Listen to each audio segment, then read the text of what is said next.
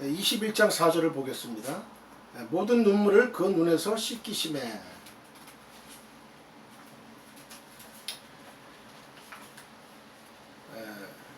본절은 3절에서 언급되기 시작한 보좌에서 나은 큰 음성이 계속되고 있음을 보여줘요. 그러나 3절이 하나님께서 사람들과 함께 거하심으로 당신의 완벽한 영광과 임재를 사람 가운데 실현하실 것을 언급한 반면에 본절은 그러한 하나님의 영광과 임재가 야기하는 결과를 소개합니다. 시키시메로 번역된 엑살레입세이는 지어버리다, 삭제하다라는 뜻을 지닌 엑살레이뽀의 미래형으로 하나님께서 그 백성의 눈에서 눈물을 닦아주실 것이라는 의미예요. 요한은 계시록 7장 17절에서도 이러한 종말론적 전망을 미리 보여준 적이 있습니다. 이사야 선지자도 시온의 회복을 그 머리 위에 영영한 희락을 띠고 기쁨과 즐거움을 얻으리니 슬픔과 탄식이 달아나리로다. 이사야 35장 10절 노래한 바 있어요. 그러나 여기서 한 가지 주의할 것은 본문에 언급된 이 눈물이 단순히 억울한 일을 당했거나 또는 세상 일에 실패했기 때문에 흘리는 눈물이 아니라는 점이에요. 이것은 문맥상 예수의 증거와 하나님의 말씀을 인하여 흘리는 눈물, 곧 하나님과 어린 양에 대한 신실한 믿음을 지키기 위해서 흘리는 눈물, 거룩한 눈물을 의미합니다. 계시록 20장 4절. 그러나 이제 악한 사탄의 세력이 영원히 멸망하고 하나님의 임재가 완전하게 이루어짐으로써 믿음으로 인한 눈물은 더 이상 없게 됩니다. 21장 4절. 사망이 애통하는 것, 곡하는 것, 아픈 것이. 하나님께서는 그 백성과 친히 함께 거하심으로 그 백성의 눈에서 눈물을 닦아주실 거예요. 그리고 한 걸음 더 나아가서 하나님의 완전한 임재는 사망과 애통하는 것과 곡하는 것과 아픈 것을 몰아낼 것입니다. 본문에서 열거된 사망, 애통, 곡, 아픈 것은 모두 인간이 하나님께 범죄한 결과 세상에 유입된 것들이에요. 이 죄에 대한 결과들이죠. 하나님 불순종에 대한 결과들이에요. 죄를 짓기 전에는 사망과 애통과 곡과 아픈 것이 없었어요. 인간의 불순종의 대가로 사망이 세상에 들어왔고 그것이 인간 위에 군림해서 인간의 운명을 장악했고 인간은 사망의 그 쏘는 힘에 굴복을 했던 거예요. 그러나 사망을 영원히 멸하실 것이라고 말씀하셨던 이사야 25장 8절, 하나님께서는 완전한 임재를 통해 당신의 신실하심을 입증하십니다. 사망은 이제 더 이상 인간 위에 군림하며 왕노릇하지 못해요.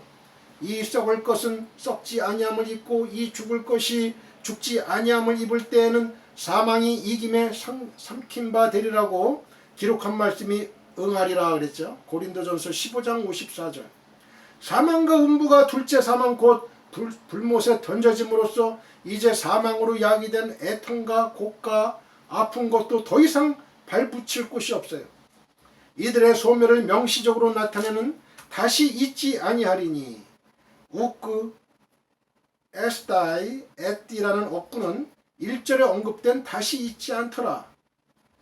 우크 에스딘 에띠라는 어구와 병행이 되는데요. 즉 새하늘과 새 땅에 악의 근원지가 다시 있지 않은 것처럼 그로 말미암아 야기되는 사망, 애통, 곡 그리고 고통은 다시 존재하지 않는 거예요. 이런 것들은 다시 존재하잖아요. 천국에서. 그것들은 이제 지나가 버린 옛 질서에 속한 것일 뿐이에요. 그 사탄이가 그런 모든 것을 줬거든요. 죽음도 줬고 애통도 줬고 곡도 줬고 아픔도 줬고. 근데 그 사탄이가 둘째 사망, 영원한 불못에 지옥에 들어가기 때문에 이제는 그 천년왕국에서도 마찬가지처럼 그 사탄이가 활동을 못하는 거예요. 더 이상은. 그러니까 사망이 없는 거예요. 사망과 음부도 둘째 사망에 결국은 들어가는 거예요. 그러니까 사망이라는 그 글자 자체가 없는 거예요. 단어 자체, 그 실체 자체가 없는 것이 본질이. 21장 4절 처음 것들이 다 지나갔음이라라. 한글 개혁성경에는 번역하지 않았으나 원문에는 원인이나 이유를 나타내는 접속사 호띠가 포함되어 있어서요. 본문이 상반절에 언급된 눈물, 사망, 애통, 고통이 더 이상 존재하지 않는 이유를 나타내고 있음을 나타내요. 이 호띠 접속사가 이유를 나타내고 있는 접속사. 그 이유는 바로 처음 것들이 다 지나갔기 때문에 그래요. 처음 것들. 지나갔음으로 번역된 아벨타는 떠나가다, 도망가다, 사라지다라는 뜻을 지닌 아베르코마이의 부정과거 능동태예요. 그런데 이것은 1절에 언급된 처음 하늘과 처음 땅이 없어졌고 부정과거에 이미 과거에 없어진 거예요. 없어져요. 처음 하늘과 처음 땅이 없어졌고 아벨탄이라는 표현에서도 나타난 바 있는데요. 그러므로 본문에 언급된 지나갔음이러라는 그 여거하고 없어졌고라는 이 단어, 이 여거는 동일한 동사를 번역한 거예요. 그러니까 둘 중에 하나를 취하여 일관성 있게 번역하는 게 본문이 1절과 언어적으로 병행되고 있음을 더욱 분명하게 드러냅니다.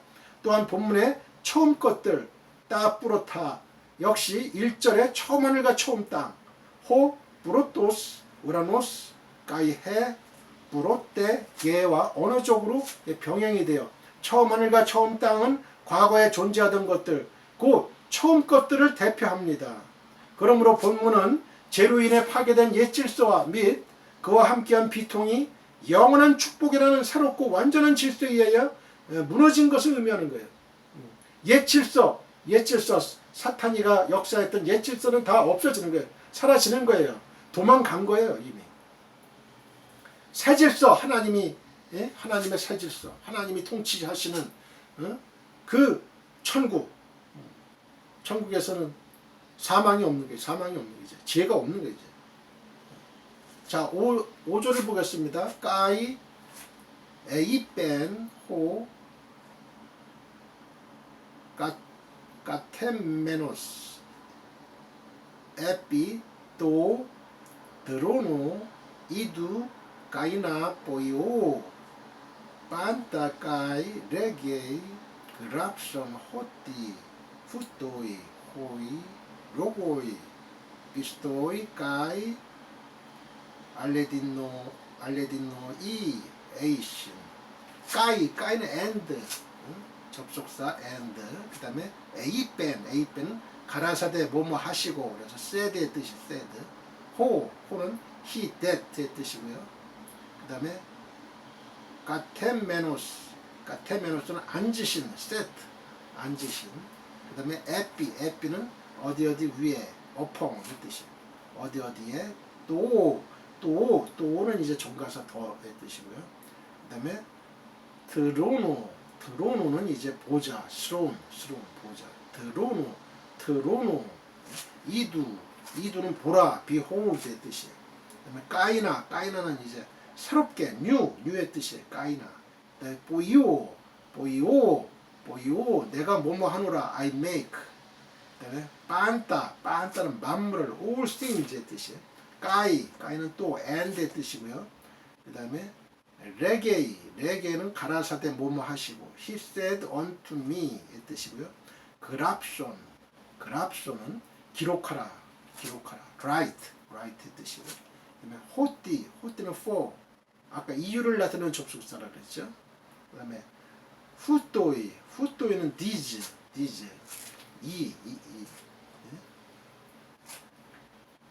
이 말들은 할 때 these words 호이 로고이는 이제 말은 할 때 words예요. 복수입니다. 복수 로고이. 그 다음에 비스토이는 신실하고 faithful의 뜻이고요. 로고이 로고 말하다. 까이는 접속사 and의 뜻이고 그 다음에 알레티노이 참 true의 뜻이에요. 그 다음에 에이신은 에임이 동사 A 참되니 복수 B 동사예요. 자 5절 보겠습니다. 보좌에 앉으신 이가 가라사대 보라 내가 만물을 새롭게 하노라 하시고 또 가라사대 이 말은 신실하고 참되니 기록하라 하시고 He who was seated on the throne said I am making everything new. Then he said, write this down, for these words are trustworthy and true. 21장 5절 보라 내가 만물을 새롭게 하노라. 5절로 8절에는 보좌에 앉으신 이가 말씀하신 내용이 언급돼요. 여기서 주목할 것은 보좌가 본 요한계시록에서 주로 하나님께서 자정하셔서 통치하시는 자리를 지칭해요. 왕적 권세와 위엄을 동반하는 통치를 상징한다는 점입니다. 앉으신으로 번역된 까테메노스는 앉다, 자정하다라는 뜻을 지닌 까테마이의 현재 분사예요. 그래서 우주의 왕으로 다스리시는 하나님의 권세와 위엄을 더욱 생생하게 드러냅니다. 그러므로 보좌에 앉으신 이는 하나님이 분명해요. 물론 본서의 요한계시록 다른 언급들도 계시록 16장 1절 17절도 하나님께서 말씀하시는 것으로 추정할 수는 있지만 명시적으로는 오직 이 본문과 21장 5절 요 본문과 1장 8절에서만 하나님이 말씀하시는 것으로 언급돼요. 다시 말해서 요한계시록에서 명시적으로 하나님께서 직접 말씀하시는 것으로 기록된 경우는 엄밀하게 말해서 단 두 차례, 두 군데뿐이에요. 이것은 본절에 21장 5절에 언급된 말씀이 얼마나 중요한 것인지 환기시키며 동시에 이에 주목할 것을 요구합니다. 우주의 왕으로서 통치하시는 하나님께서 신적인 위엄과 권세를 동반하여 말씀하신 제1성은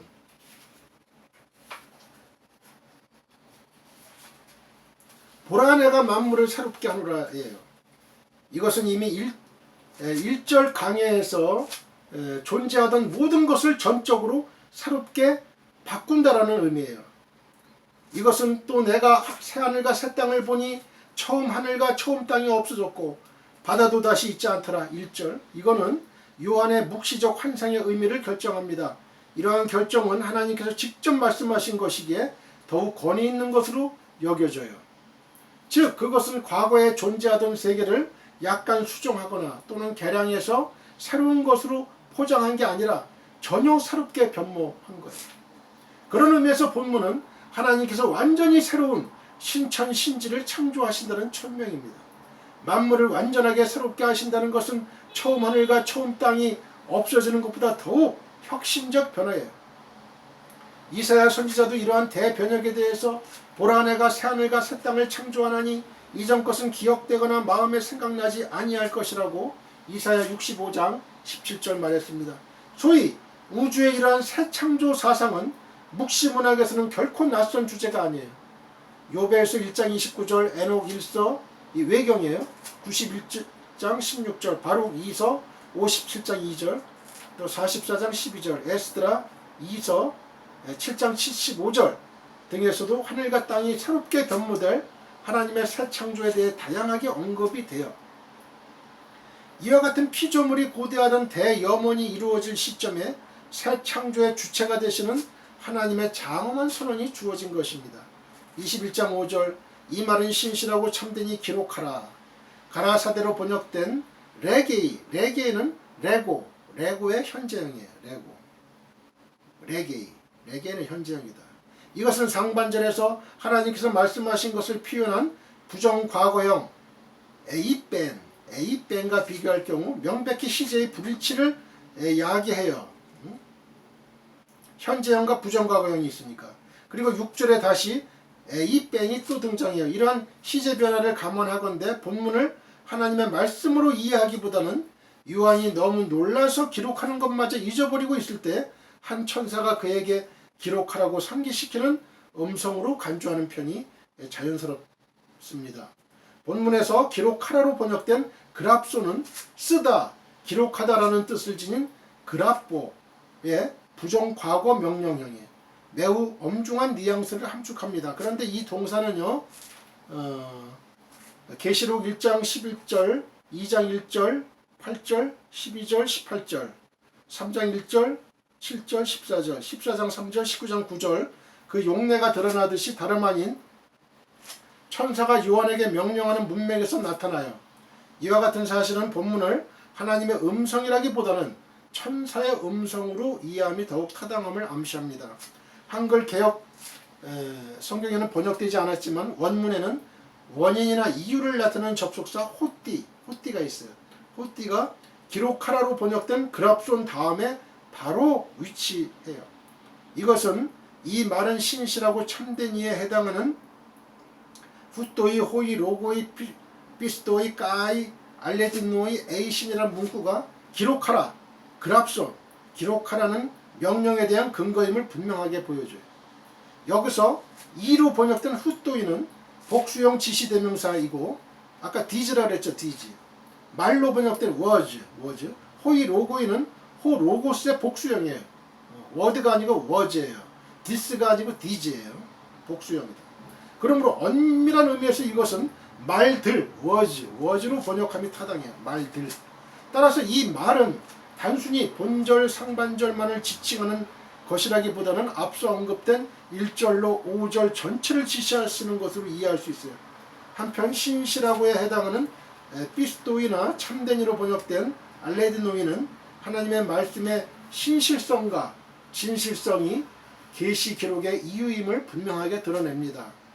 즉 하나님의 말씀은 거짓이 없으며 반드시 성취될 것이기 때문에 기록에 남겨서 이를 후대에 전해야 하는 거예요. 동일한 형용사가 계시록 19장 9절, 11절, 22장 6절에도 등장합니다. 기록하라 이거예요. 반드시 기록하라는 건 뭐예요? 하나님 말씀은 거짓이 없다 이거예요. 신실하다, 진실하다. 그렇기 때문에 하나님의 말씀을 기록하라는 거예요. 기록하라.